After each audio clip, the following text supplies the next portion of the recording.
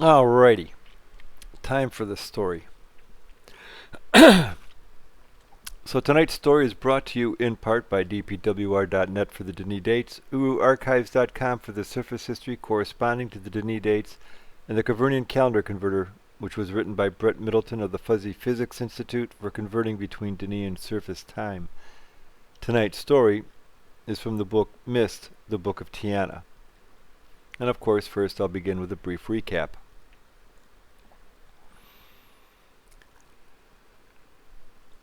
As we progressed through the stories of the kings, we saw many changes in the Denis culture. We saw an austere lifestyle that began with King Rinaref, supplanted by greed and avarice that began with King Shomat. We saw a devotion to Yavo and a single faith, supplanted by diverse religions and religious beliefs numbering over 2,000, diminishing to just a handful by the end of King Kareth's reign. Because of the writings of a martyred, self-proclaimed prophet named Gish, we saw their belief system being hijacked and steered away from the words and teachings of Yavo. And with King Jaron, Kareth's grandfather, we learned about how the classes became the most divided ever in their history. Yet the more violent factions in Denis decided to follow Yavo more closely and hope for a peaceful solution to their differing point of view. Of course, that would not last.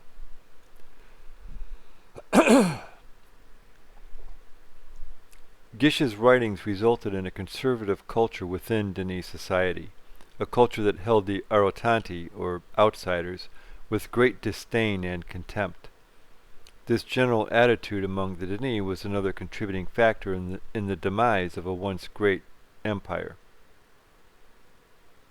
We also looked at the Mi-Dis War, which occurred during the early 8th millennium of Denis history. It was a war that was, once again, started by violent factions who were vehemently against contact with the Arotanti. This prejudice, though not held with the same violent emotions, still was felt by the majority of Denis society, a society that was very ethnocentric as well as xenophobic. These feelings and opinions remained prevalent up to the fall.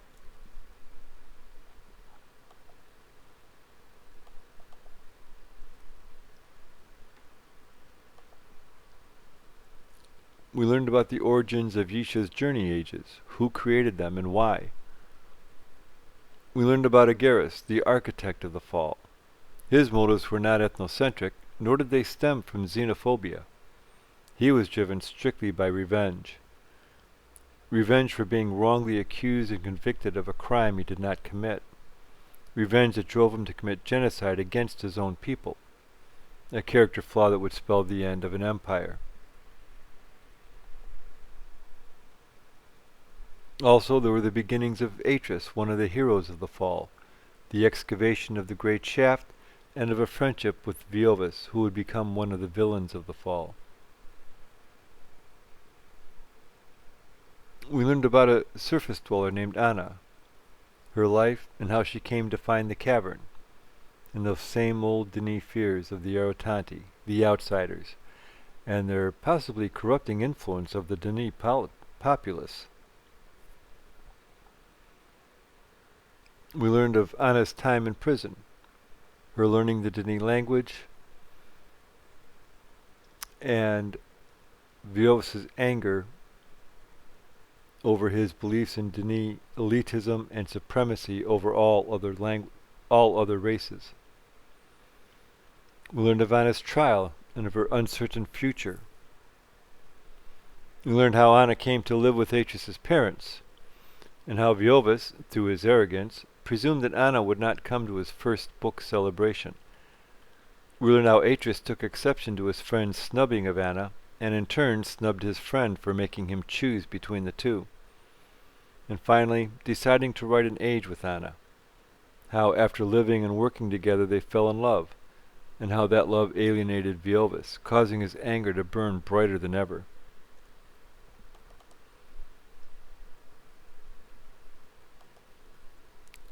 We saw Atris asking for Anna's hand in marriage. Needing Viovis's approval to get the full council's approval, Atris had to remind Viovis of the latter's promise to grant any wish from his life being saved during the construction of the great shaft, which brought about the end to their friendship. We learned about the origins of the Watcher Sanctuary, how Guildmaster Kadish purchased the sanctuary and Urkana and built Anone in order to perpetuate the lie that he was the grower, as he fancied himself to be.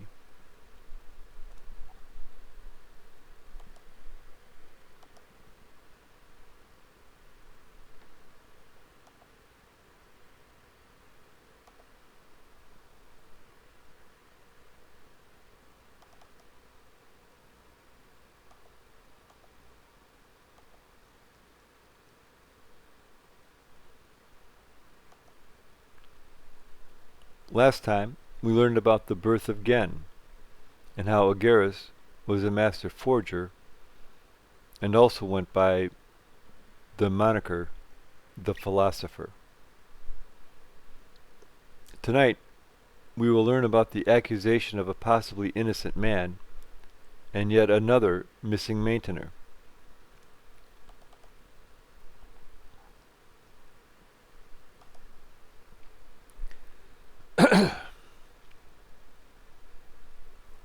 Viovis, blinded by his anger towards Atris's decision to marry Anna, let alone their having a half-blood child together, was easily persuaded to meet with Agaris and fall prey to his machinations. Last time, as you may recall, 2 guildsmen from the Guild of Maintainers went missing, prompting a search of 60 private ages. Atris was in charge of searching Viovis's family ages. He was easily convinced that, though Atris's written report was fair, Atris would probably give a verbal report to Lord Rahira that would be quite less than fair. He was unable to see through Agaris's facade of an offer to help hear things that might indicate duplicity in Atris's actions. In short, he was the perfect patsy.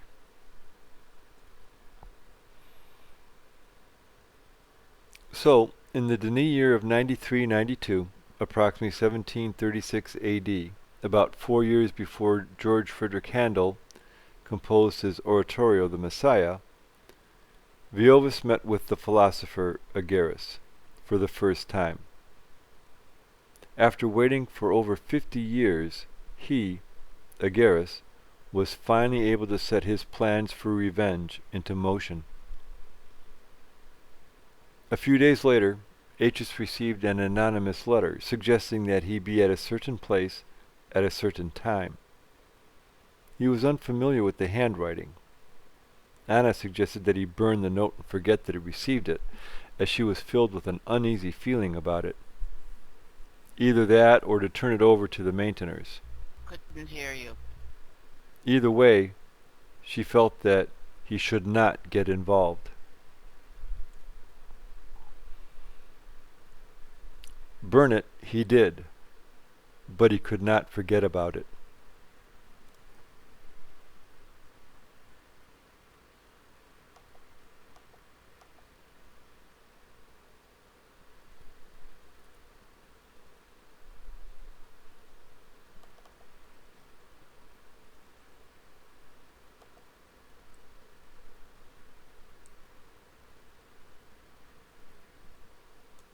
Later that night, his curiosity got the better of him. Atris went to the appointed location in the Jateri district and waited. To his surprise, who should show up but none other than Viovis. A few moments later, Agaris showed up. He heard Agaris say that he had something for Viovis that would interest him, and the two went into a nearby merchant's house. Once the two were inside, Atris peered through a window. He saw Agaris hand one of a number of slender books to Viovis, whose eyes opened wide at the sight. Atris left, returning home. The sight disturbed him greatly. as he tried to discern the meaning of the meeting. He wanted to tell Anna about it and ask for her opinion and advice. Unfortunately, he could not, as she had told him to turn it over to the maintainers, which he could no longer do, for what proof now existed? It would be one man's word against another's. He decided to confront Viovis face to face. Aetius hated skulking about in shadows, and so he decided that he would see Viovis in the morning and straighten this whole mess out.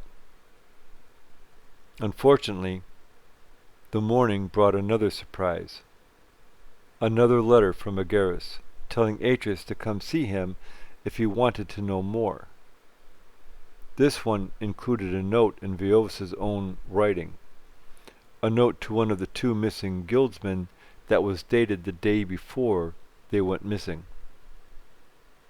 Unbeknownst to Aetius, this again was Agarus' own handiwork.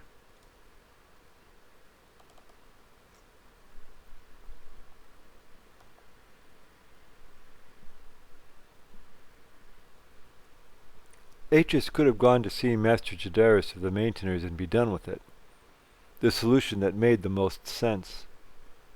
He could have gone to Viovis and confronted him, which would have satisfied Aetius' sense of honor. He chose instead to go that night and meet with Agarus.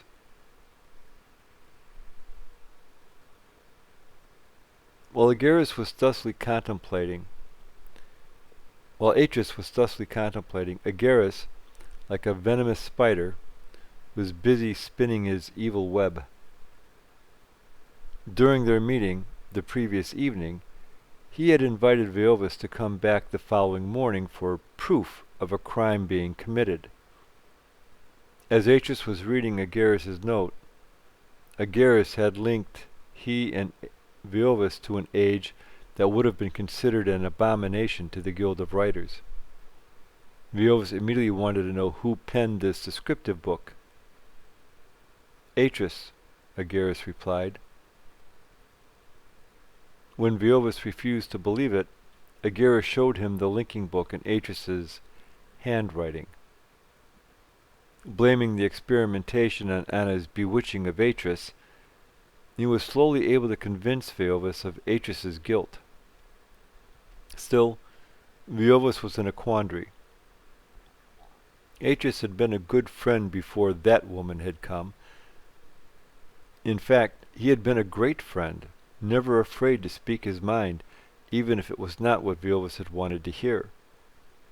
He wanted to give Aetius the benefit of the doubt. As such, he decided to meet with Agarus again, to see more of these illicit ages from Aetius.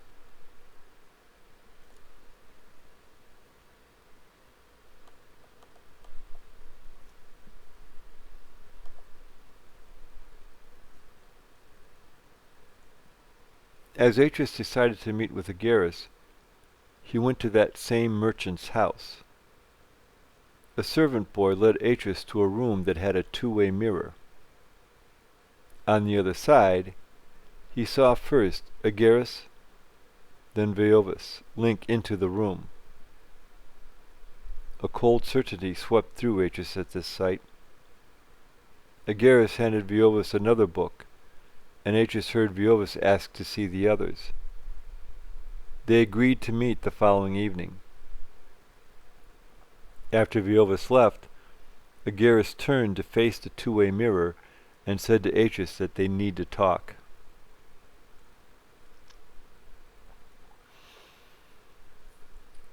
Agarus showed him evidence, documents in Viovis's writing, though it was all purely circumstantial.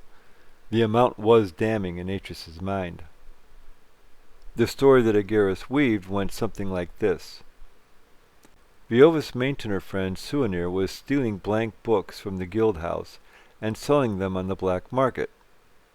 Viovis in turn was buying them, apparently neither knowing of the other's involvement, as neither fully trusted the other. Agarus feigned indignation at a rich boy getting away with the likes of this, while he, an innocent man, was tried and convicted. He encouraged Atris to report this to Lord Rahira himself. Still not convinced, Agarus handed one of the linking books to Atris. He invited Atris to see for himself. That night, Atris penned a letter to Grand Master Jadaris and sent the illicit book and his note, letting the Master decide on what course of action to take. With that, the die was cast, setting into motion events that would forever change the course of history in the cavern.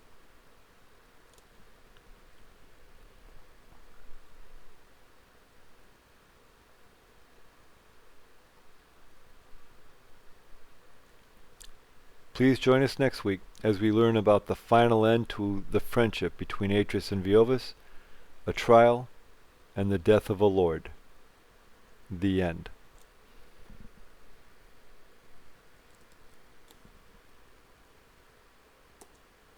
Well done. Thank you. Indubitably. You're welcome, Axe, Cave Woman, and Nora. You're welcome, Lucha.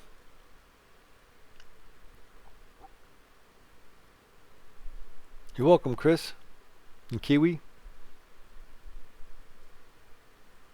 And thank you all for coming tonight.